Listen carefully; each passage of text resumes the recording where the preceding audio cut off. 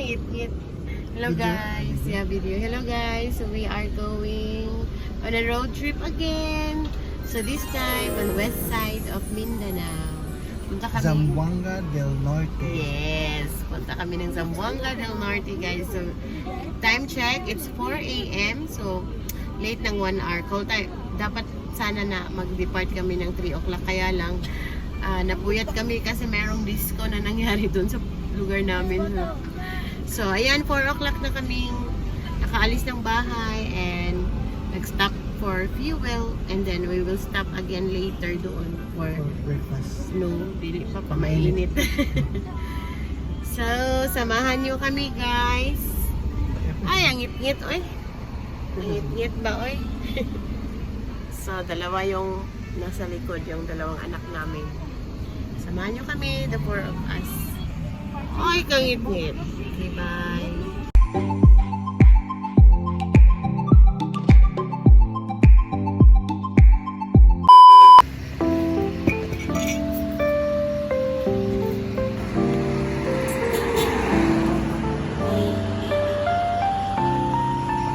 Ay, mabig ka lang.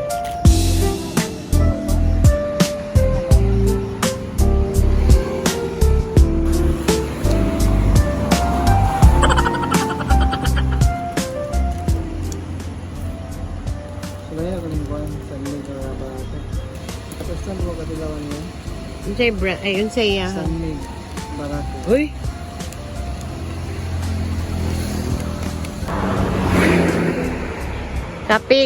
Kape Milo o tulo ka itlog.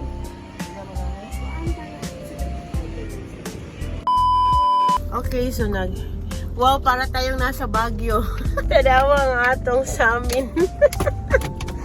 Para kaming nasa Baguio, guys.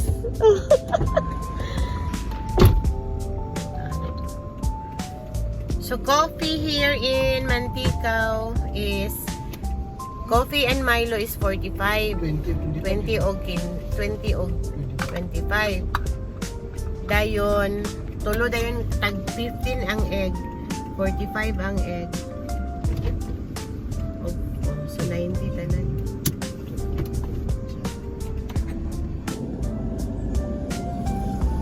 So wala siya balagya bing kasi gina lang. Di ang putan, di lang ta magpatog din ka, di ang yabo makaon ng bing. Hi guys, good morning. Ay wala ko wala ko nakapang lipstick na. Anyways, so we are already here in Kulambugan. Yeah, Kulambugan. And malapit na kami sa Mukas, the terminal going to Ozami City via Roro. However, hindi kami doon dadaan guys kasi dito kami dadaan sa may Tugod area sa Kapatagan to Molave down to or up to the interior road papuntang Dipolog City. Hindi kami dadaan sa Ozamis and the coastal road in Misamis Occidental para makatipid kami sa time, and also it's our first time namin dadaan sa road na ito. And yun nga, samahan nyo kami. So we left Cagayan de Oro at 4 a.m. Yeah, 4 a.m. We were in Iligan at 6 o'clock a.m.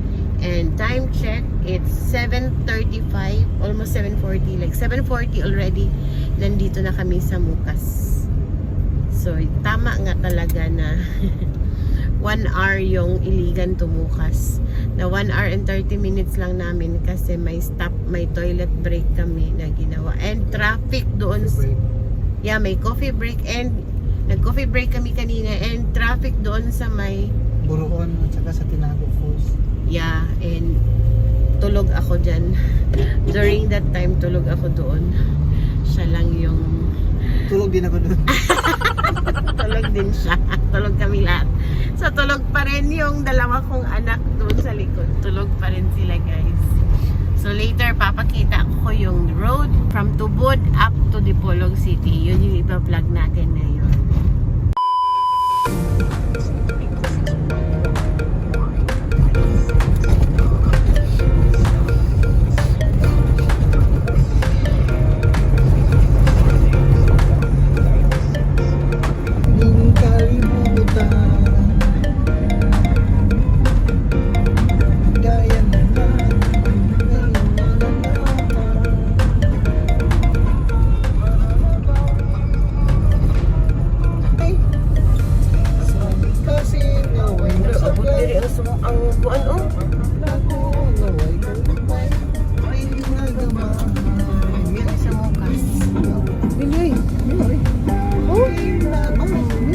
Iya pa yung mingo Pasko na raw. Abot ito. Paggawas mo na sila.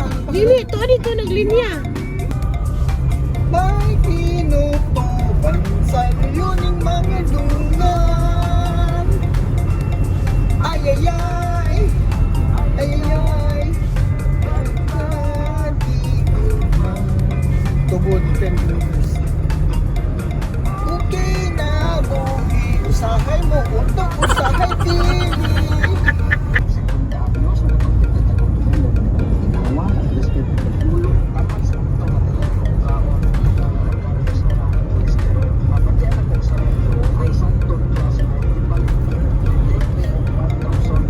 Ay, Jollibee sa tubod.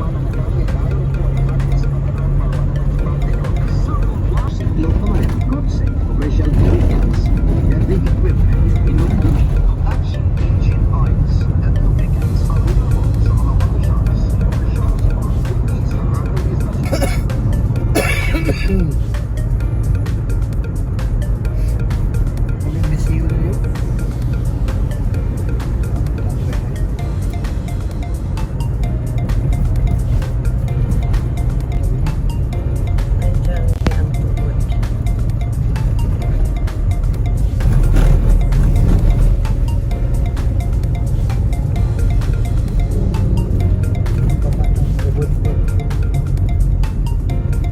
Medyo nakapatagan.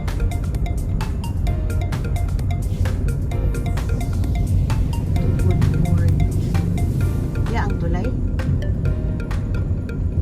Pwesto daan ni Jollibee. Nakapwesto daan ni Jollibee.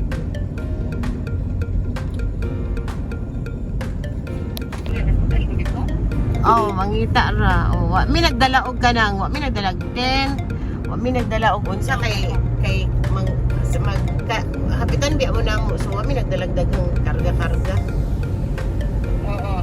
Sige, ikaw na ko lagi. Ayun na, di na ta mo tuyok. Di na ta mo balik o Samis. Ha? Di na ta mo balik o Samis lugar.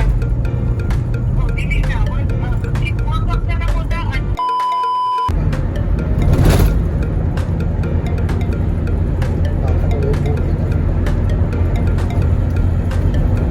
So, oo, mga rice mill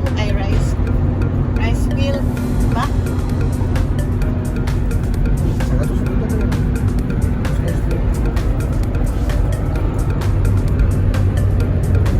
Hindi daw sa kapatagan.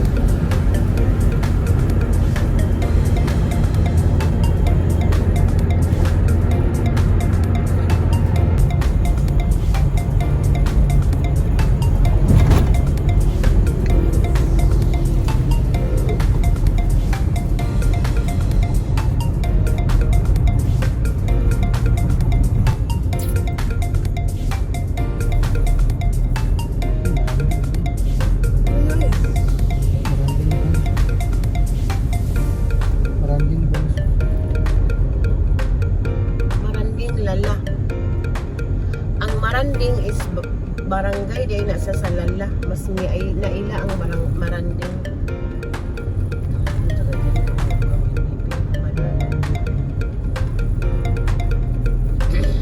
Ikaw nagapit-apit ako naman mo.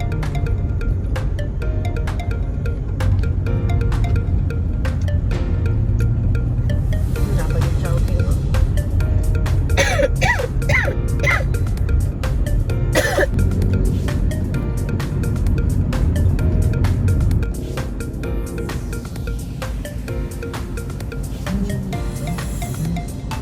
Ilang poblasyon tayo, no?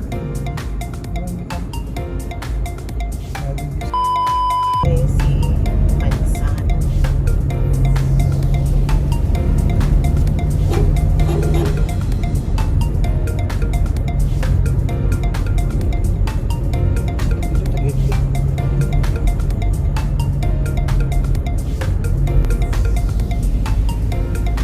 Matunda man na yun.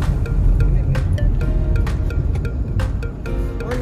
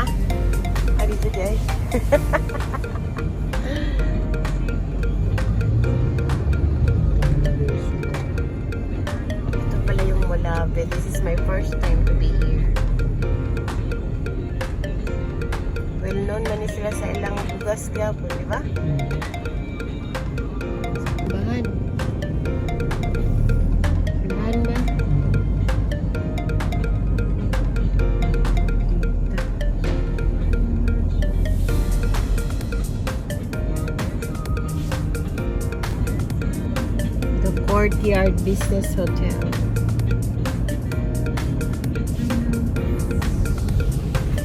Wala sila Lechuban.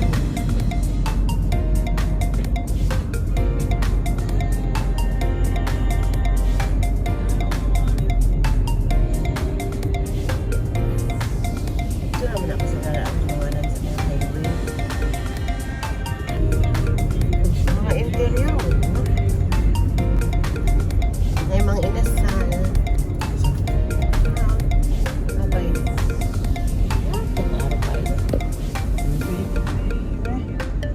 Eh.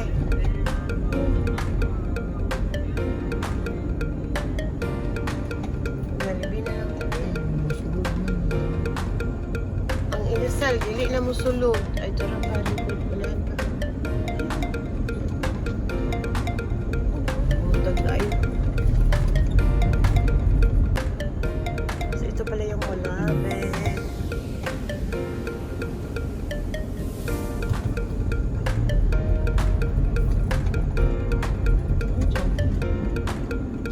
Ha?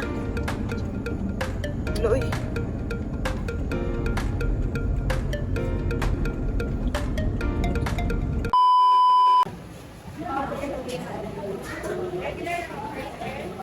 I am in Jollibee, Molabe, at Zamboanga del Sur. Eh.